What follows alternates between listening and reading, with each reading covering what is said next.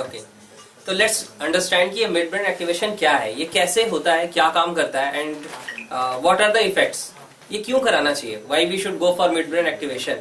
क्योंकि बहुत सारे लोगों को जब मिड ब्रेन एक्टिवेशन के बारे में वो सुनते हैं, पता चलता है, तो उनको सिर्फ इतना समझ में आता है कि हाँ we have heard about mid brain activation, और ये कुछ ऐसा है कि बच्चे आंखों पे पट्टी बांध के पढ़ सकते हैं, है ना, एंड दिस इज इट। तो क्या हमें अपने बच्चों को मैजिशियन बनाना है या उनका कोई शो कराना है जो हम उन्हें सिर्फ ब्लाइंड फोल्ड एबिलिटीज दें? कई बार ये क्वेश्चन आता है माइंड में, तो द आंसर इज नो। लेकिन आज आपको मैं क्लियरली बताता हूँ कि मिड ब्रेन एक्टिवेशन क्या है, कैसे काम करता है, हाउ इट वर्क्स, इसके इफेक्ट्स क्या है, कैसे हमारे एक बच्चे के अंदर डेवलपमेंट को स्टार्ट करता है mid brain activation.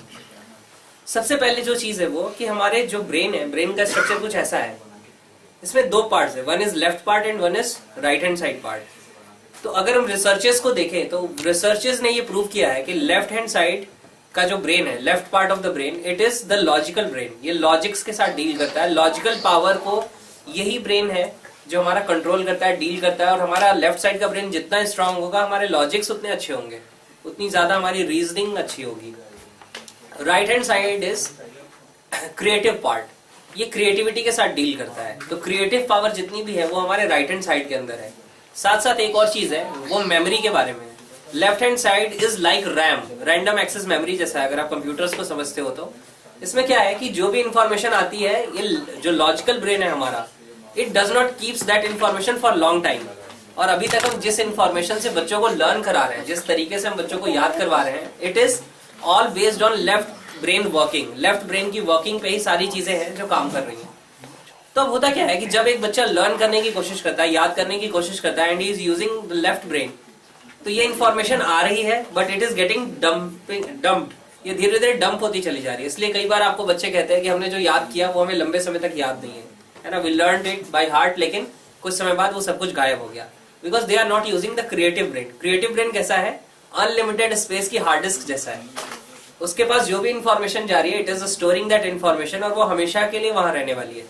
But we do not know how to create a bridge between left brain and right brain, कि ये दोनों साइमल्टेनियस फंक्शन करें, दोनों ही जरूरी है। एक सिस्टम के पास कितनी भी अच्छी हार्ड डिस्क है, if you remove the RAM it will not work. Same तरीके से हमारा जो ब्रेन है ये बहुत पावरफुल है, लेकिन इसके लेफ्ट और राइट दोनों एक साथ काम करने जरूरी हैं, जो हमारे नहीं कर पाते। अगर मैं बात करूं हिस्ट्री की, तो लियोनार्डो डी विंसी करके एक पर्सन है जिनके बारे में कहा जाता है कि he was a poet also, painter also, mathematician also, philosopher. यानी उनकी अगर हम देखें तो बहुत ही ज्यादा वास्ट पर्सनालिटी थी। That person has logical power, उनके पास बहुत सारी लॉजिकल पावर भी थी, and he had lots of creative power also.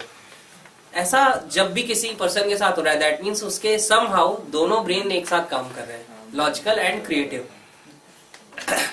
अब क्या है, हम जिस एनवायरनमेंट में हैं एंड जो लर्निंग प्रोसेस में हम लोग हैं, we don't have any tool और एनी साइंटिफिक अप्रोच कि कैसे हम लेफ्ट ब्रेन और राइट ब्रेन दोनों को साइमल्टेनियस फंक्शन में लेके आए। Either we become left brain dominant और we become right brain dominant. आपने देखा होगा बहुत सारे लोग हैं, उनके अंदर क्रिएटिविटी बहुत ज्यादा है, but they do not have logics की इसको लाइफ में अप्लाई कैसे करना है इस क्रिएटिविटी को। कुछ ऐसे लोग आपको मिलेंगे जिनके अंदर लॉजिकल पावर बहुत ज्यादा है, but they do not have the creative power, कि ये जो मेरा लॉजिकल पोर्शन है ना, how to use the creative mind, और कैसे क्रिएटिव पोटेंशियल को यूज करके I can figure out something जो बहुत वास्ट हो, बहुत मेजर हो। तो there is a part which is called mid brain और इंटर ब्रेन। हमारे दोनों ब्रेन के बीच में एक छोटा सा पार्ट होता है, 6 mm का पार्ट होता है, it is called the mid brain और इंटर ब्रेन। इसके पास कुछ खास चीजें हैं।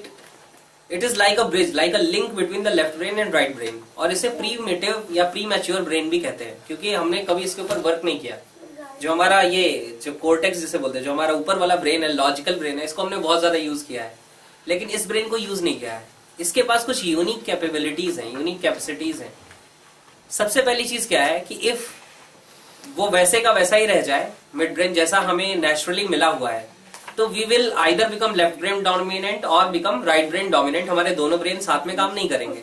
अगर वो पार्ट एक्टिवेट हो गया तो it will create a link between left brain and right brain, यानी कि जो इन्फॉर्मेशन और जो सिग्नल्स हमारे ब्रेन को जाते हैं वो लेफ्ट पार्ट को और राइट पार्ट को एक साथ जाना शुरू होंगे। So we will able to use both the powers, left logical and right creative. Second जो इंपॉर्टेंट चीज है, दैट इज ये जो हमारा मिड ब्रेन है, इसी के पास हमारे 5 सेंसेस का कंट्रोल है।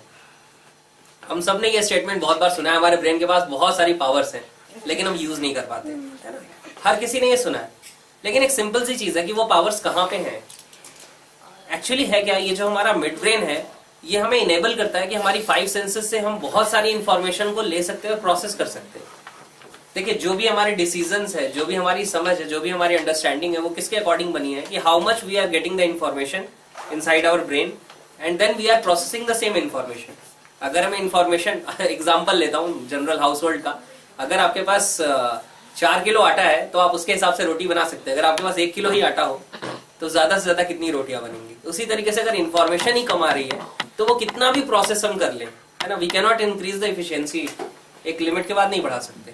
अब सिंपल सी चीज क्या है कि जो 5 सेंसेस की पावर हमारी इतनी है, we are hardly using this much. हम विजन का यूज कर लेते हैं, लिसनिंग का यूज कर लेते हैं, लेकिन टच का, स्मेल का, टेस्ट का, इनका हम लर्निंग में ज्यादा यूज नहीं कर पाते।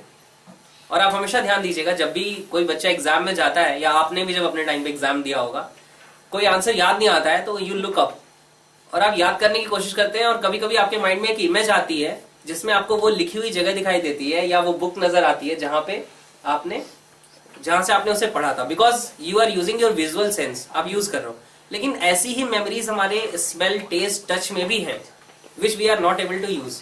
If the mid brain gets activated तो हमारे जो 5 सेंसेस हैं, हमारे 5 सेंसेस की पावर्स जो बढ़ रही हैं, ये हमें ज्यादा इंफॉर्मेशन देना शुरू करेगी ब्रेन को।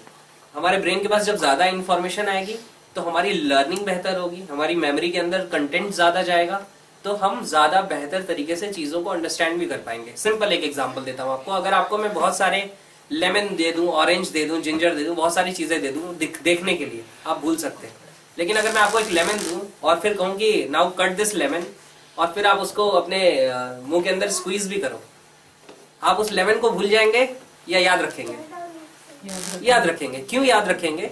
बिकॉज अब आपकी सिर्फ विजुअल सेंस ही इन्वॉल्व नहीं हो रही है, you have involve your kinaesthetic, यानी कि मसल की सेंस को भी आपने यूज कर लिया, टेस्ट की सेंस को भी यूज कर लिया, तो माइंड के पास ज्यादा इंफॉर्मेशन गई। सिंपल कॉन्सेप्ट है।